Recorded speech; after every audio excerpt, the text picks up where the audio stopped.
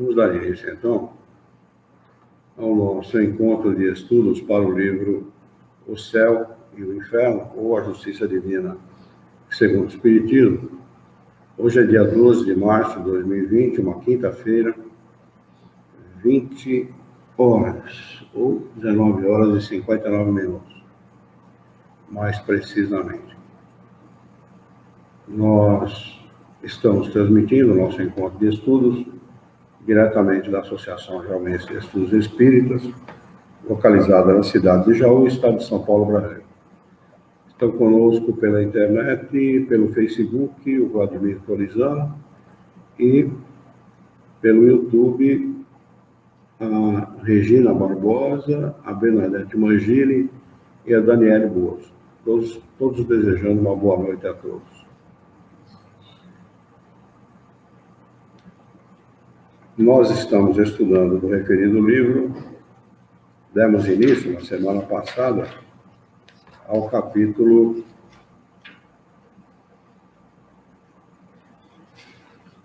2, capítulo 2, Espíritos Felizes. Estamos no subtítulo Senhor Jobá, que diz o seguinte: Senhor Jobá, a apresentação desse espírito é o seguinte: diretor do Museu da Indústria de Bruxelas, nascido em Baissé, Alto Marne, e falecido em Bruxelas, de um ataque de apoplexia fulminante, a 27 de outubro de 1861, com a idade de 69 anos. Kardec diz o seguinte: Senhor Jobá era presidente honorário da Sociedade Espírita de Paris. Pensávamos em evocá-lo na sessão de 8 de novembro, quando ele nos antecipou, dando espontaneamente a seguinte comunicação: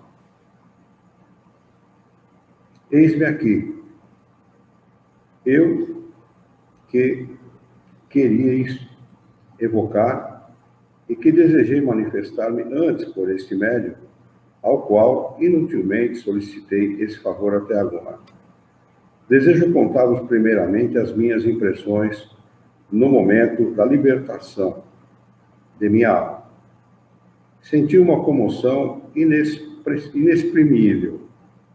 Revi subitamente o meu nascimento, a minha juventude, o meu envelhecimento. Toda a minha vida se apresentou nitidamente na minha memória. Eu sentia, entretanto, o desejo de me encontrar nas regiões reveladas pela nossa querida doutrina. Depois, toda essa agitação se apaziguou. Senti-me livre, enquanto meu corpo permanecia inerte. Ah, meus caros amigos, que alegria livrar-se do peso do corpo. Que embriaguez na amplidão do espaço. Mas não acrediteis que eu me tornasse de súbito um eleito do Senhor. Não. Estou entre os espíritos que, tendo assimilado pouco, têm ainda muito que aprender. Não me demorei a lembrar-me de vós, meus irmãos, no exílio. E vos asseguro toda a minha simpatia. Vos envolvo os meus melhores votos. Quereis saber quais os espíritos que me receberam? Quais foram as minhas impressões? Meus amigos, eram todos aqueles que nós evocamos, todos os irmãos que participaram dos nossos trabalhos. Vi o esplendor, mas não o posso descrever. Dediquei-me ao trabalho de discernir o que havia de verdadeiro nas comunicações, pronto a rejeitar todas as asserções errôneas, pronto a ser no outro mundo o mesmo cavaleiro da verdade que havia sido no vosso. Assinado Jobá. Pergunta de número 1, Kardec fazendo uma pergunta ao senhor Jobá. Quando vivo, pergunta Kardec, nos recomendastes para vos evocar quando houvesseis deixado a terra. Fazemo-lo não só para atender ao vosso desejo, mas sobretudo para vos renovar o testemunho de nossa vida, o testemunho de nossa viva e sincera simpatia, e também interessados na nossa instrução, porque vós, melhor do que ninguém, estáis em condições de nos dar informações precisas sobre o mundo em que agora vos encontrais. Seríamos felizes se quisesseis responder às nossas perguntas. Resposta do Sr. Jobá. Nesse momento, o que mais importa é a vossa instrução. Quanto à vossa simpatia, eu a vejo e já não percebo somente pelas impressões do ouvido, o que representa para mim um grande progresso. Segunda pergunta. Para afirmar os nossos propósitos e não falar vagamente, perguntaremos primeiro em que lugar estáis aqui e como vos veríamos caso pudéssemos fazer. Resposta. Estou perto do médium. Vós me veríeis com a aparência do Jobá, que sentava à vossa mesa, pois os vossos olhos mortais, ainda vendados, só podem ver os espíritos sob a aparência mortal.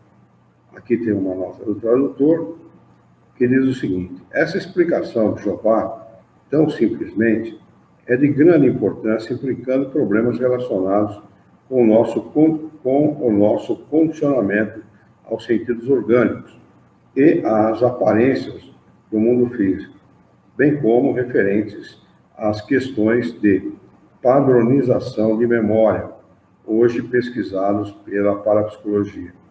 Também o problema do condicionamento à crença, levantado por Richer, e atualmente em foco no meio parapsicológico. Relaciona-se com essa referência de Jobá. A questão de natureza do espírito e de sua constituição energética é levantada por Jobá de maneira clara. O perispírito é semelhante ao corpo físico, mas não é idêntico, e a ele em tudo. A forma mortal é uma, a imortal é outra.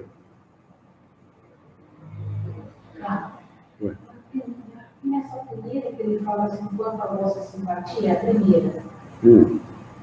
Eu a vejo e já não a percebo somente pela impressão dos ouvidos, que representa para mim um progresso.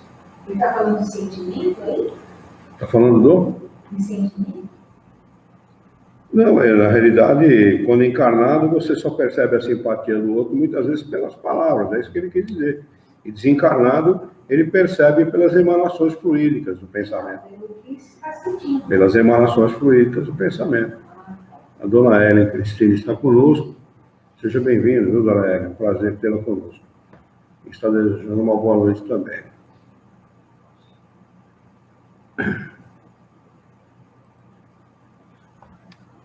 Terceira pergunta. Teríeis a possibilidade de vos fazer visível para nós? E se não atendes, o que é que se opõe a isso? Resposta. A condição que vos é própria. O médium vidente me veria, os outros não. Número 4. Pergunta. Esse lugar era o mesmo que ocupáveis quando vivo, assistindo às nossas sessões, e que nós sempre reservávamos?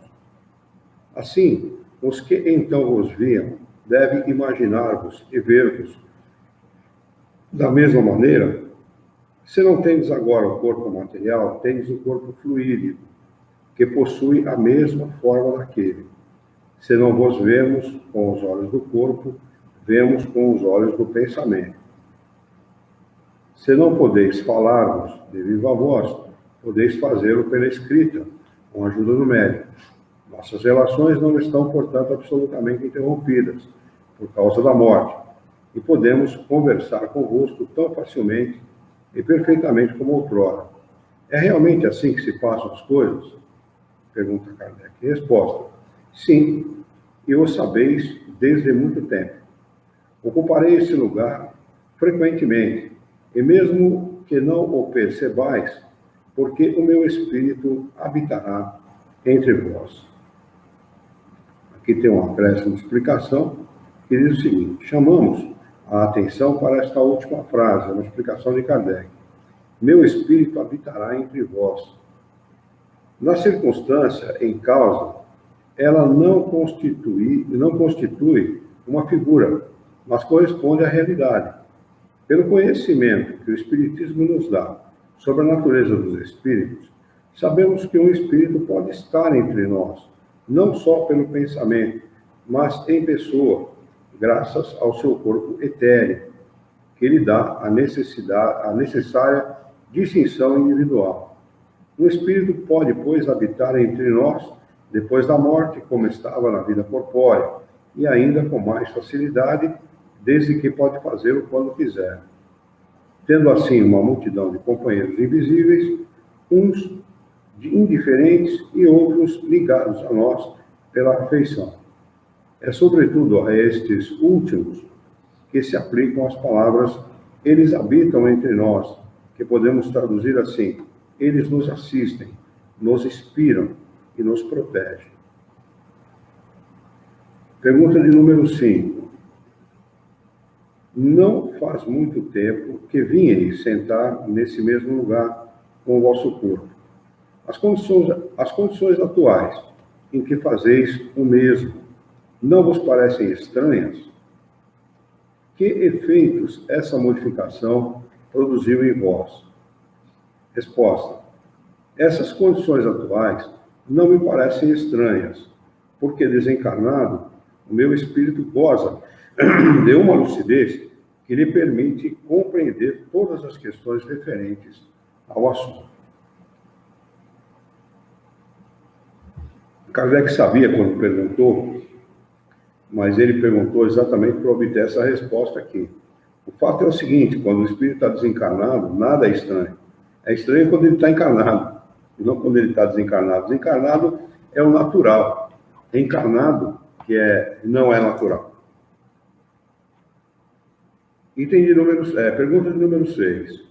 Lembrai-vos de haver estado nessas mesmas condições antes da vossa última existência e percebeis agora qualquer modificação?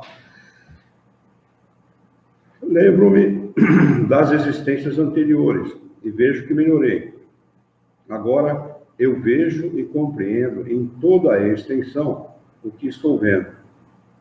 Quando de minhas encarnações anteriores, espírito perturbado, eu só me apercebia de cada existência terrena que havia deixado. Aqui tem uma nota do tradutor que diz o seguinte: a evolução do espírito aumenta a sua capacidade de ver no passado, sem que isso lhe o prejudique diante dos erros cometidos. É o que o Sr. Jobá explica nessa passagem ao escrever.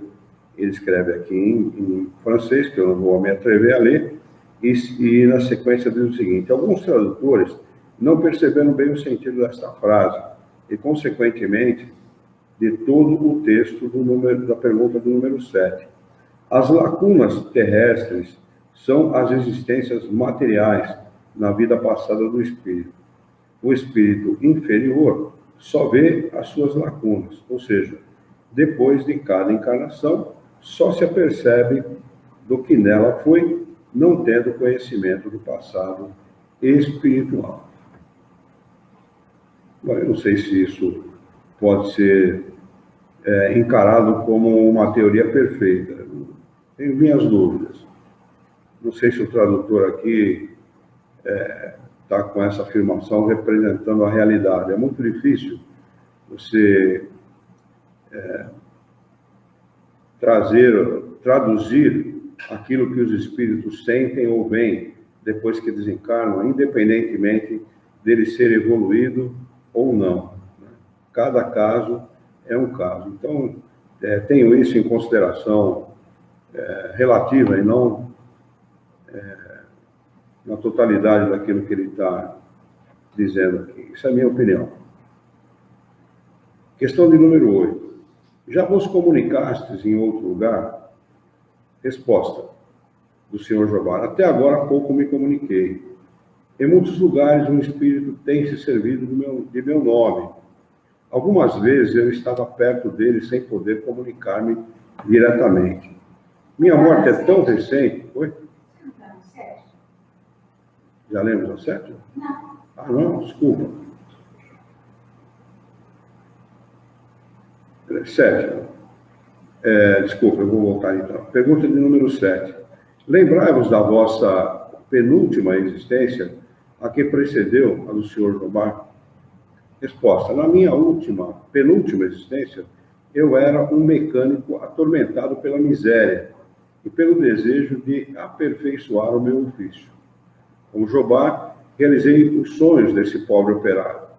Agora louvo a Deus, cuja infinita bondade fez germinar a pequenina semente que havia depositado em meu cérebro. Pergunta de número 8. Já vos comunicastes em outro lugar? Resposta. Até agora pouco me comuniquei. Em muitos lugares um espírito tem se servido de meu nome.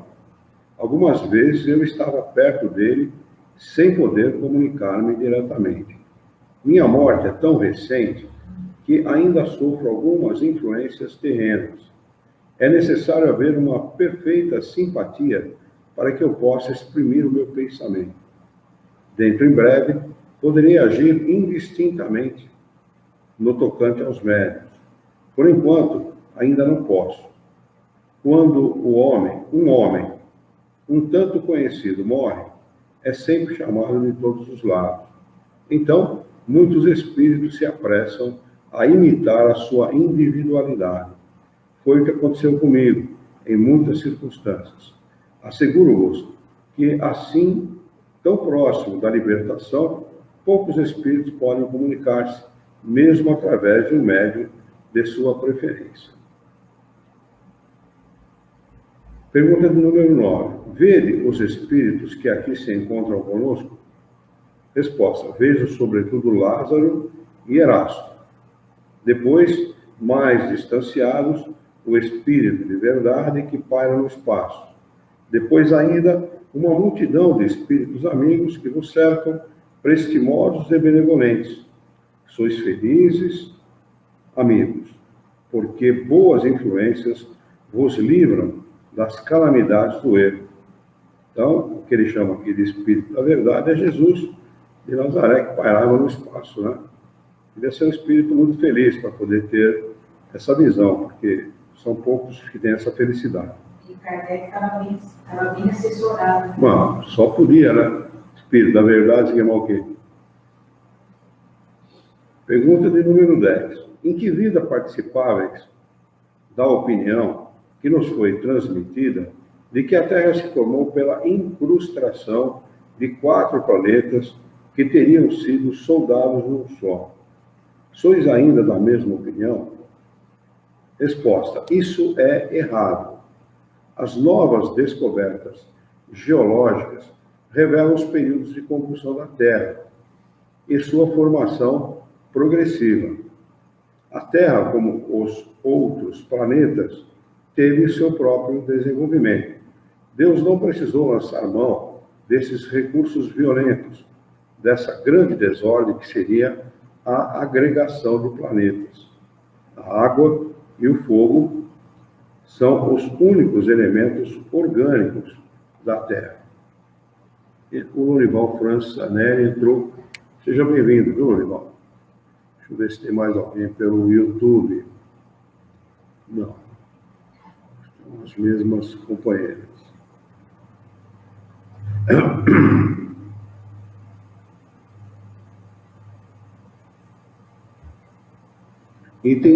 Pergunta de número 11. Acreditáveis também que os homens podiam cair em catalepsia durante um tempo ilimitado e que a espécie humana foi trazido dessa maneira para a Terra? Resposta do Sr. Jobá: ilusão da minha imaginação, que ultrapassava sempre o objetivo. A catalepsia pode ser longa, mas não indeterminada. Tradições, lendas exageradas pela imaginação oriental. Meus amigos, já sofri bastante ao lembrar as ilusões que o meu espírito alimentou. Não vos enganeis.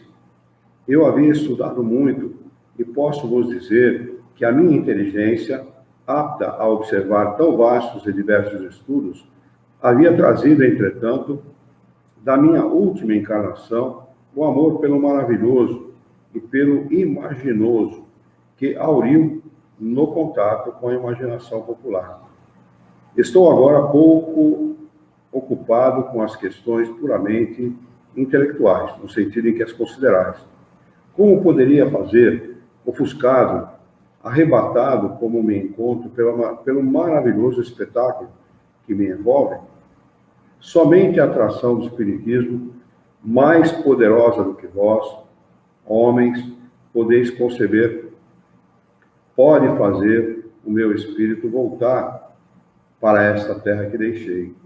Não com alegria, pois isso seria uma impiedade, mas com a profunda gratidão da libertação. Acrescenta Kardec o seguinte: quanto da abertura da subscrição da sociedade em favor dos operários de Lyon, em 1862, um associado assinou 50 francos, sendo 25 em seu nome e 25 em nome do Sr. Jobá. A respeito disso, este último deu a seguinte comunicação: estou orgulhoso e reconhecido por não ter sido olvidado, esquecido entre os meus irmãos espíritas. Agradeço ao coração generoso que fez a oferenda que eu teria feito se ainda estivesse no vosso mundo. Naquele em que agora me encontro, não temos necessidade de dinheiro. Então, não existe bônus hora. Tal do bônus hora não bônus nada. Né? Eu teria, pois, de recorrer à bolsa da amizade para demonstrar materialmente que havia sido tocado pelo infortúnio dos meus irmãos de Lyon. Bravos trabalhadores, que ardentemente cultivais a vinha do Senhor, como deveis estar certo de que a caridade não é uma palavra vã, pois todos, pequenos e grandes, vos demonstram simpatia e amor fraterno. Estais na ampla via humanitária do progresso. Que Deus possa vos conservar nela e que possais ser mais felizes. Os espíritos amigos vos sustentam e triunfareis. Começo agora a viver espiritualmente, mais tranquilo e menos perturbado pelas evocações que de todos os lados choviam sobre mim. A moda impera, até mesmo entre os espíritos. Quando a moda Jobá for substituída por outra, e eu tiver caído no esquecimento humano, pedirei então aos meus verdadeiros amigos, pelos quais entendo os que não se esquecem da nossa convivência, eu lhes pedirei que me evoquem. Apuraremos então os problemas tratados muito superficialmente e o vosso Jobá, completamente transfigurado, poderá vos ser útil, o que ele deseja de todo o coração. Assinado Jobá. Acrescenta Kardec a seguinte explicação: após os primeiros tempos, consagrados a tranquilizar os seus amigos, o Sr. Jobá tomou lugar entre os espíritos que trabalham ativamente pela renovação social, enquanto espera o seu próximo retorno entre os vivos, para mais diretamente agir nesse sentido. Desde então, tem dado frequentemente à Sociedade de Paris, da qual continua a ser membro, comunicações de superioridade incontestável, sem se afastar da originalidade e do bom humor espiritual que constituíam o fundo do seu caráter e nos permitem reconhecê-lo até mesmo da sua assinatura. Antes mesmo, desculpa. Reconhecê-lo antes mesmo da sua assinatura. Agora vai contar a história aqui de um espírito chamado Samuel Felipe.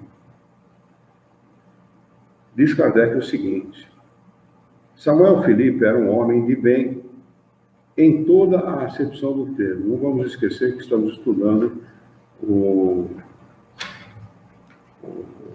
capítulo que trata dos espíritos felizes. Né? Só para relembrar, espíritos felizes, é o capítulo de número 2. Por isso que ele está tratando aqui somente de espíritos felizes. Samuel Felipe era um homem de bem em toda a acepção do termo. Ninguém se lembraria de tê-lo visto cometer uma ação má, nem de ter feito voluntariamente qualquer coisa errada.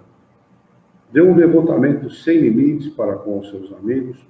Todos estavam sempre certos de o encontrar às ordens quando dele precisassem, mesmo em prejuízo dos seus interesses particulares. Trabalhos, fadigas, sacrifícios, nada lhe custavam para ser útil, e ele os fazia naturalmente, sem ostentação, admirando-se de lhe atribuírem algum mérito por isso. Jamais quis mal aos que o tivessem prejudicado e procurava obsequiá-los com tanto préstimo como se lhe tivessem feito o bem. Quando sofria com os ingratos, costumava dizer, abre aspas, não é a mim que se deve lamentar, mas a eles, fecha aspas. Embora muito inteligente e naturalmente dotado de muito espírito, sua vida, muito laboriosa, foi obscura e cheia de rudes provas. Era uma dessas criaturas de elite que florescem... Era uma dessas naturezas de elite que florescem na sombra, que o mundo não conhece, cuja luz não se expande sobre a terra. Havia adquirido pelo conhecimento do Espiritismo uma ardente fé na vida futura e uma grande resignação perante os males da vida terrena. Morreu em dezembro de 1862, com a idade de 50 anos, após uma dolorosa moléstia, sendo sinceramente chorado pela família e pelos amigos. Foi evocado muitos meses após a sua morte. Pergunta: lembrai-vos com clareza de vossos últimos instantes na terra? Resposta do senhor Samuel Felipe: perfeitamente.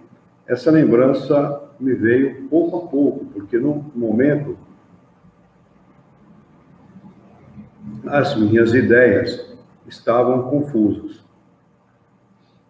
Pergunta de Kardec: quereis descrever-nos, para nossa instrução, e pelo interesse que nos desperta a vossa vida exemplar, como se verificou a vossa passagem da vida corpórea para a vida espiritual, bem como a situação em que vos encontrais no mundo dos espíritos?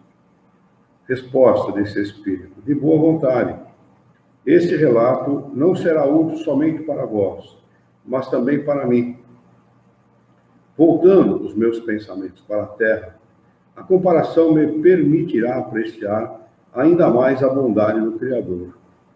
Sabeis de quantas tribulações foi cheia a minha vida, mas jamais me faltou a coragem na adversidade. Graças a Deus, e hoje me felicito por isso. Quanto eu teria perdido se houvesse fraquejado. Só ao pensar nisso, senti-me desfalecer, vendo que meus sofrimentos teriam ficado sem proveito e deveria recomeçar. Ó, meus amigos, pudesseis compenetrar-vos bem desta verdade. Ela interessa à vossa felicidade futura. Certamente não é pagar muito caro por essa felicidade com alguns anos de sofrimento. Se soubesseis como são poucos anos em face do infinito, Se minha última existência teve qualquer mérito aos vossos olhos, na verdade, não poderias dizer o mesmo daquelas que a precederam. O Emanuel Pares Andrade entrou. Seja bem-vindo, irmão.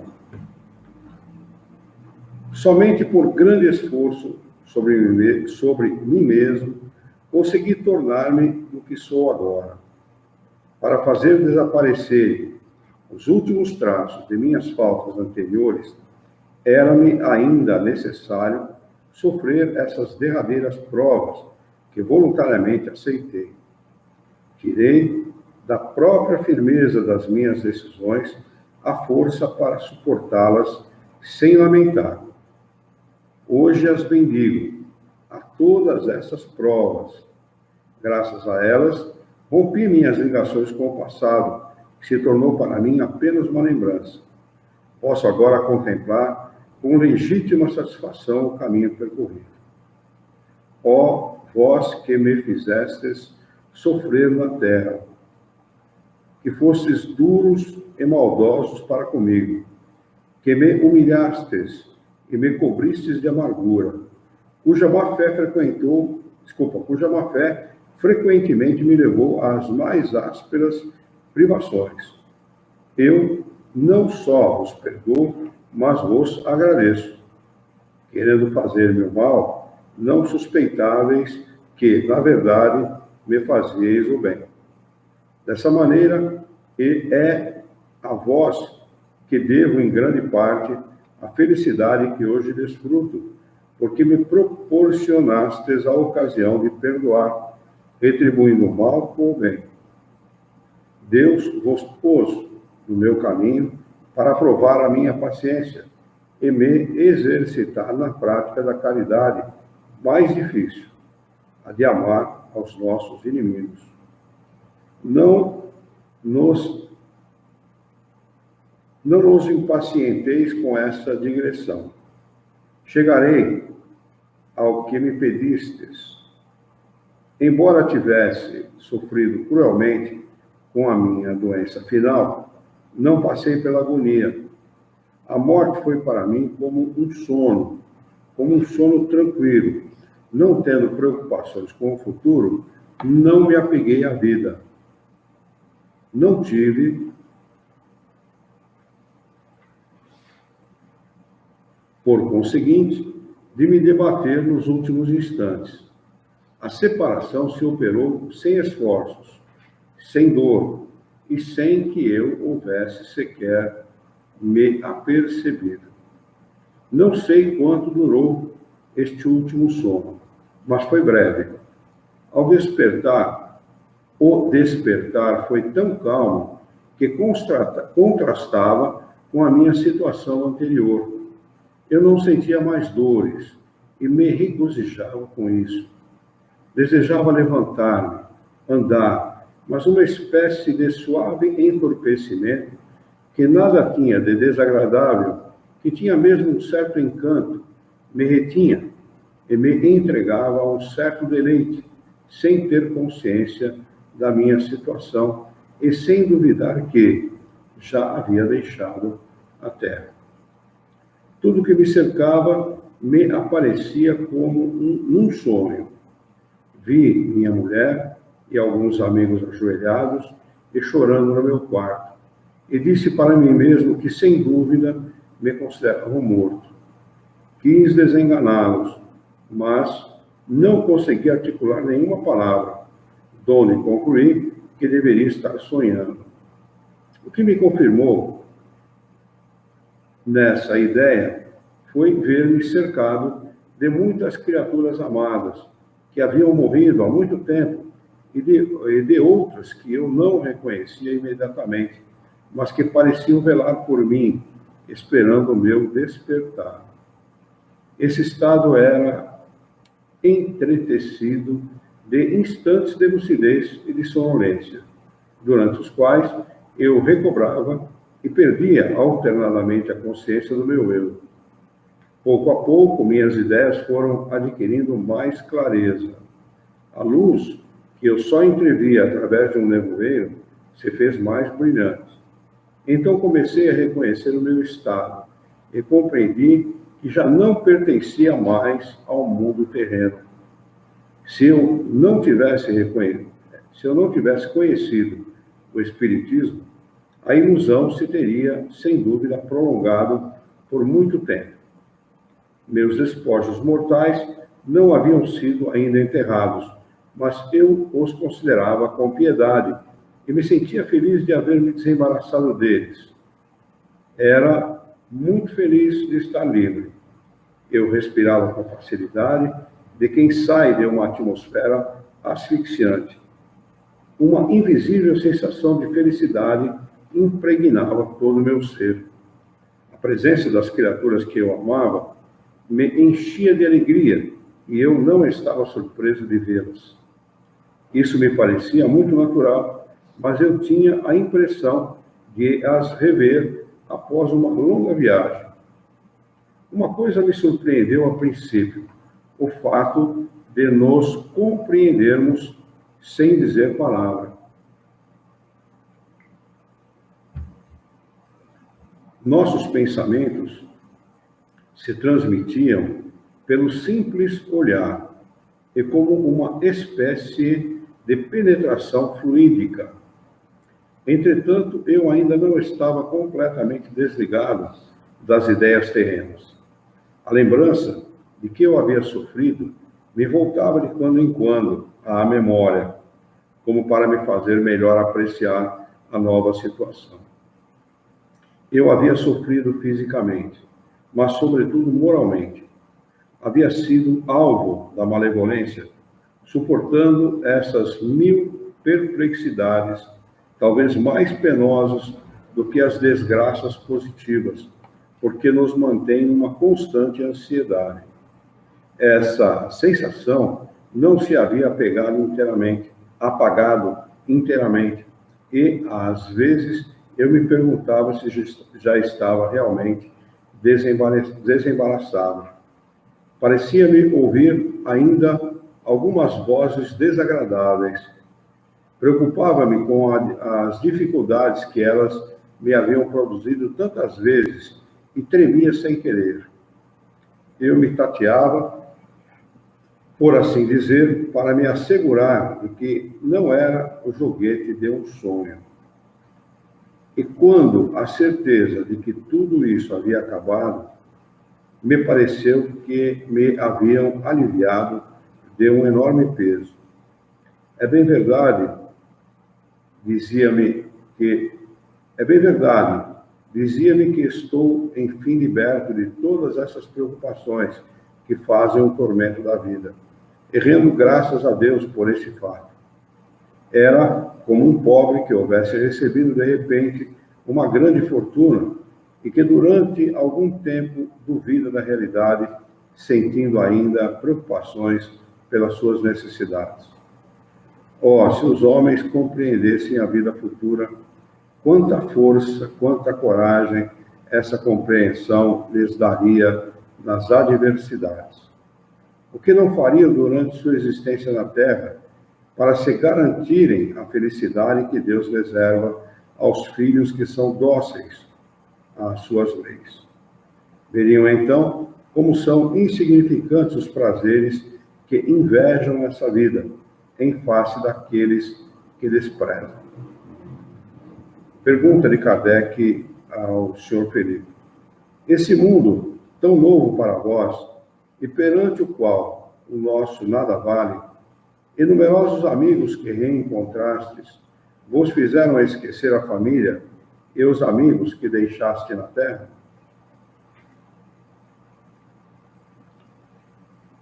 Resposta: se os houvesse esquecido, eu seria indigno da felicidade que desfruto. Deus não recompensa o egoísmo, ele o pune. O mundo em que me encontro pode me levar a desdenhar a terra, mas não os espíritos que nela vivem encarnados. Somente entre os homens é que vemos a prosperidade levar ao esquecimento dos companheiros de infortúnio. Quero sempre rever os meus.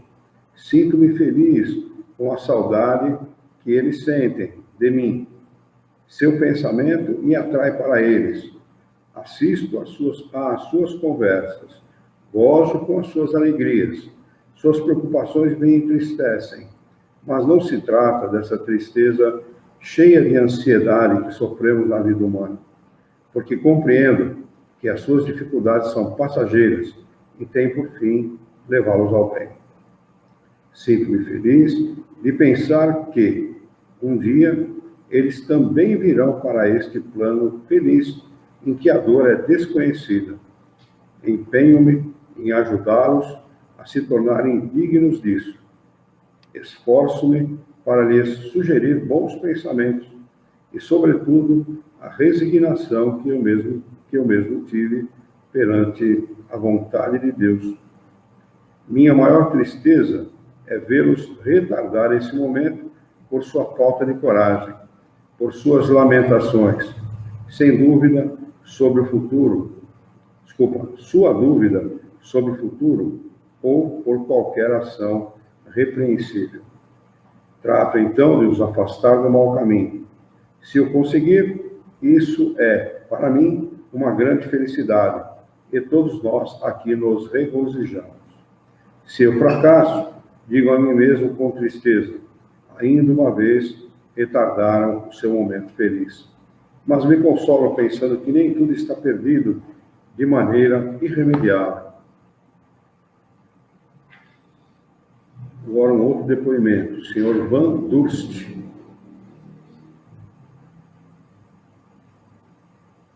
Pergunta...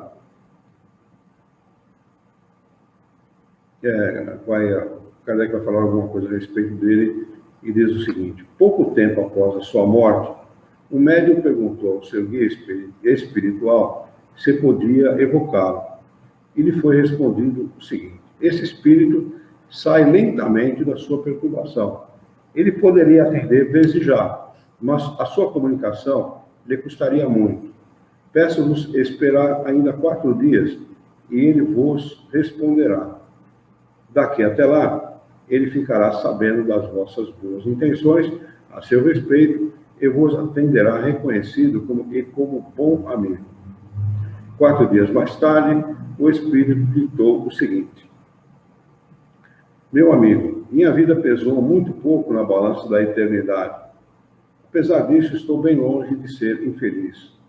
Estou na condição humilde, mas relativamente feliz daquele que praticou poucos males, sem, entretanto, visar a perfeição. Se as criaturas felizes, numa região inferior, se há criaturas felizes numa região inferior, pois bem, eu sou uma delas. Lamento apenas uma coisa, que é não ter conhecido o que hoje sabeis, porque minha perturbação teria sido mais rápida e menos penosa. Com efeito, ela foi grande. Viver não é viver. Ver o corpo... eu li errado. Viver e não viver, ver o corpo e sentir-se fortemente ligado a ele, sem poder utilizá-lo. Ver aqueles que amamos e sentir apagar-se o pensamento que nos ligava. Isso é terrível. Oh, que momento cruel! Que momento é esse, quando o aturdimento vos toma em suas garras e vos estrangula, e logo a seguir as trevas, sentir um momento depois estar aniquilado. Quer-se ter a consciência de si mesmo e não se consegue recobrá-lo. Não se é mais e, entretanto, se sente que é. Estamos numa perturbação profunda e depois, transcorrido um tempo inavaliável, tempo de angústias sufocadas, porque não temos a possibilidade de as compreender, após esse tempo, que parece interminável, renasce lentamente para a nossa existência, acordar no mundo novo. Agora, nada de corpo material, nada de vida terrena, a vida imortal, nada de homens carnais, mas formas leves de espíritos que deslizam de todos os lados, circulando ao vosso redor, sem que o possais ver a todos, porque é no infinito que eles flutuam. Ter o espaço diante de nós e poder percorrê-lo à vontade. Comunicarmos pelo pensamento com tudo que nos cerca. Amigo, que vida inteiramente nova, que vida brilhante, que vida de venturas. Salve, ó salve eternidade que me acolheste em teu seio. Adeus, ó terra, que me retinhas por tanto tempo afastado da minha verdadeira natureza espiritual. Não, eu nada mais quereria de ti, porque és a terra do exílio e a maior das felicidades, nada é mais para mim. Mas se eu soubesse o que sabeis, quanto mais fácil me seria essa iniciação na outra vida, e quanto mais agradável. Eu já saberia antes de morrer o que tive de aprender mais tarde, no momento da separação, e minha alma então se libertaria mais facilmente. Estais no caminho, mas jamais, por mais que puderdes fazer, jamais tereis feito muito.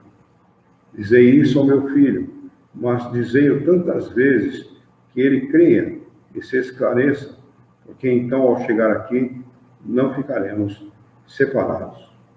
Adeus a todos vós, meus amigos. Adeus. Eu vos espero, e durante o tempo em que permanecerdes na terra, virei sempre me instruir junto a vós, porque ainda não sei tanto como sabeis. Mas aprendei logo, pois aqui não tenho mais as dificuldades que aí me embaraçavam, e a velhice que me diminuía as forças. Aqui se vive amplamente e se avança, porque os horizontes se alargam tão belos aos nossos olhos que nos sentimos ansiosos de franqueá-los. Adeus, eu vos deixo. Adeus. Assinado Van Durst. Agora um outro depoimento. Six Deniers. Deve ser o nome da pessoa. Ele diz assim: homem morto por acidente e conhecido do médium quando vivo. A cidade em que ele se manifesta é Bordeaux, no dia 11 de fevereiro de 1861. Homem de bem. 11? Homem de bem. Aqui no meu não tem. O senhor tem só homem, não? É homem de bem, morto por acidente, conhecido do médium quando vivo. Eu não li homem de bem? Não?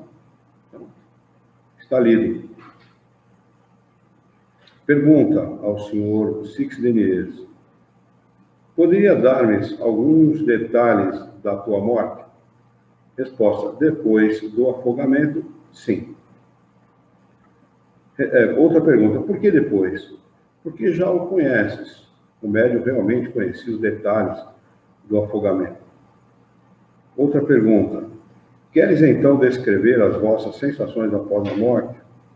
Resposta: permaneci muito tempo sem dar conta de mim mesmo, mas com a graça de Deus e a ajuda dos que me cercavam, quando a luz se fez, fiquei deslumbrado.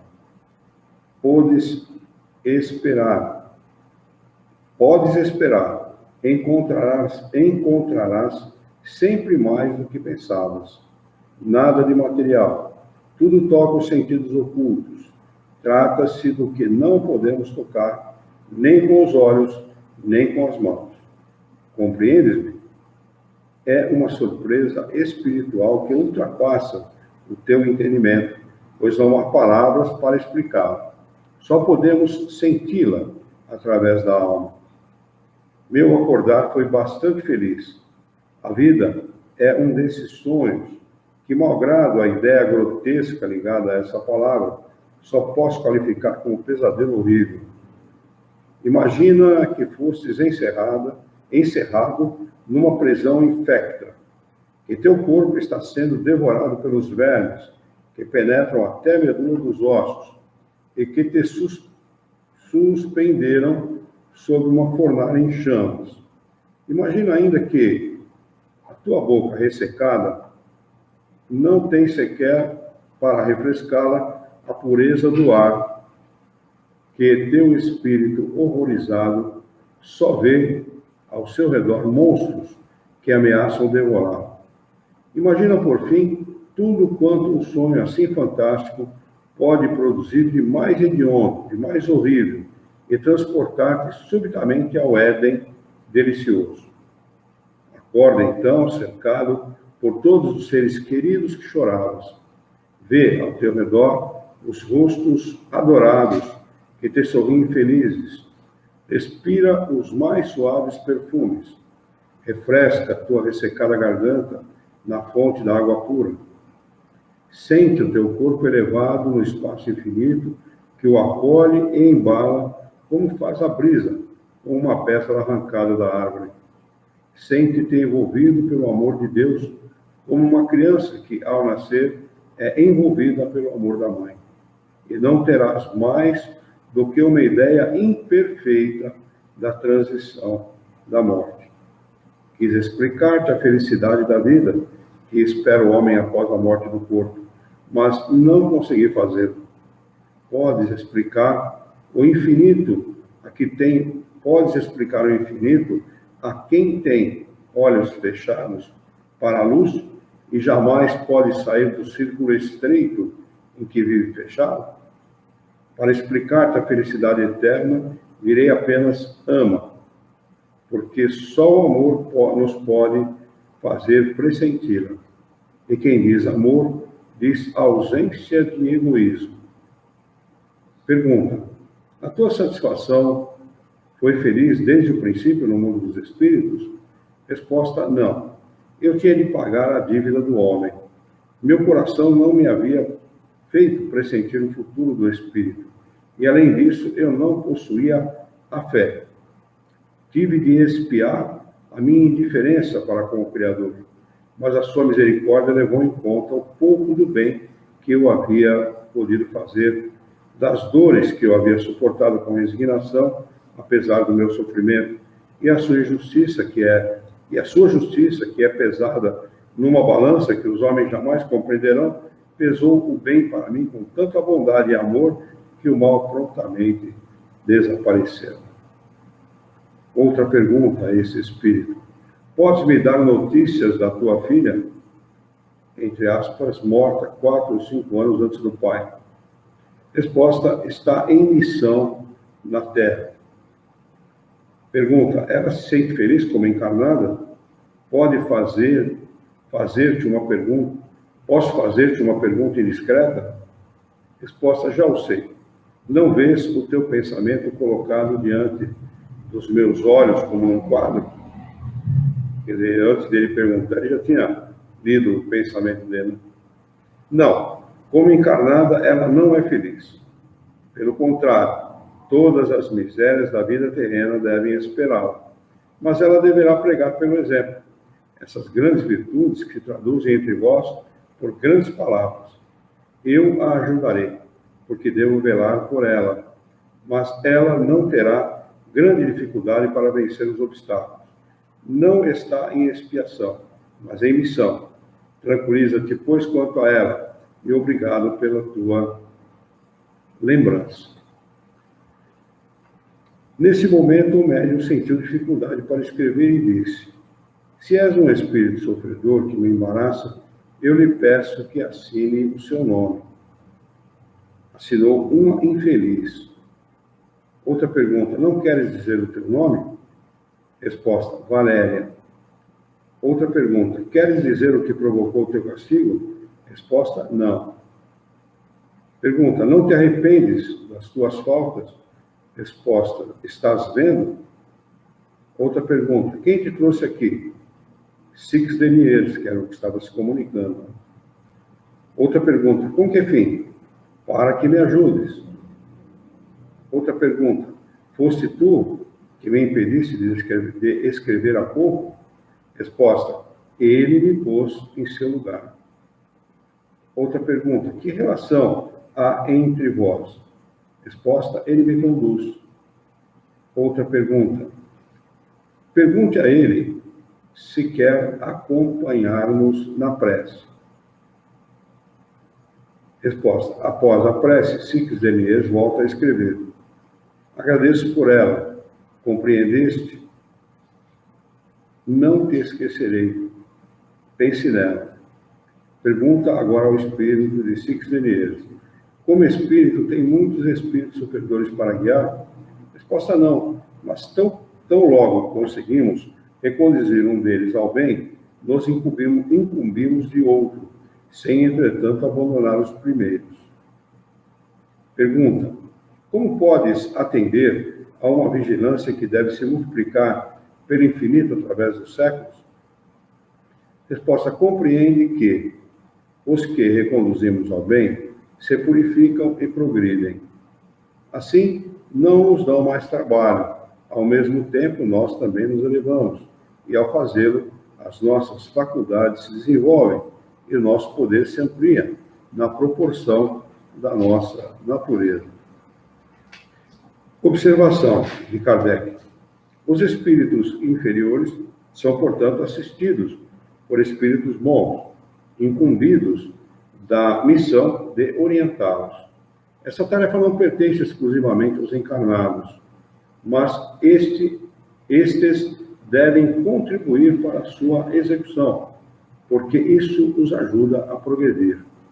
Quando um espírito inferior, leia-se imperfeito, interfere numa boa comunicação, como no caso presente, não o faz certamente sempre de boa intenção, mas os espíritos bons o permitem, seja para experimentar os encarnados, seja para que estes o ajudem a se melhorar. É verdade que a sua persistência pode degenerar em obsessão, mas quanto mais tenaz ela for, maior é a prova de sua grande necessidade de assistência. É um erro repelir o espírito. É necessário encará-lo como um pobre que vem nos pedir esmola e considerar que um espírito infeliz, mandado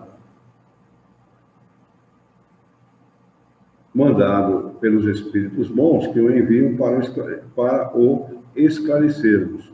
Se o conseguirmos, teremos a alegria de haver encaminhado uma alma ao bem, abreviando os seus sofrimentos. Essa tarefa é frequentemente penosa. Seria, sem dúvida, mais agradável receber sempre boas comunicações e conversar apenas com os espíritos de nossa preferência. Mas não é buscando somente a nossa satisfação e rejeitando as ocasiões que nos oferecem de praticar o bem que merecemos a proteção dos bons espíritos. Vamos anotar aqui o Dr. Demeuri para a próxima quinta-feira. Hoje é dia 12/3/2020. Alguma dúvida, alguma pergunta?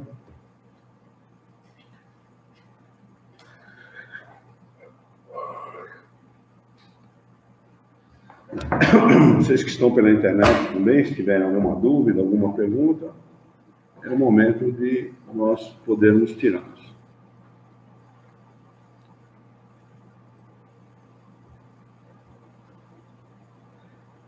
Não? Podemos encerrar? Muito bem, vamos então elevar o nosso pensamento, mentalizar a figura excelsa e amiga de Jesus, nosso mestre, nosso modelo e guia da humanidade, e juntos com Jesus nos dirigir ao Criador, ao Senhor da vida, fonte inesgotável de paz, de amor, de bondade, de misericórdia e justiça, para agradecê-lo muito pela oportunidade de aqui estarmos reunidos em seu nome para discutirmos as questões propostas pelos estudos dessa noite.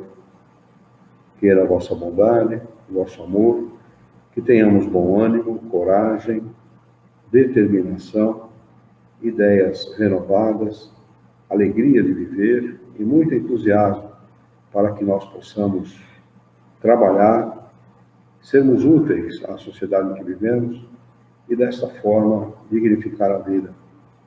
Auxilia-nos ainda, Senhor, para que nós possamos orientar a própria existência por um profundo e sincero respeito pelo nosso próximo. Em teu nome, em nome de Jesus, em nome dos bons espíritos, em nome do nosso diretor espiritual e de toda a sua equipe, nós declaramos encerrado o nosso encontro de estudos dessa noite, e que assim seja.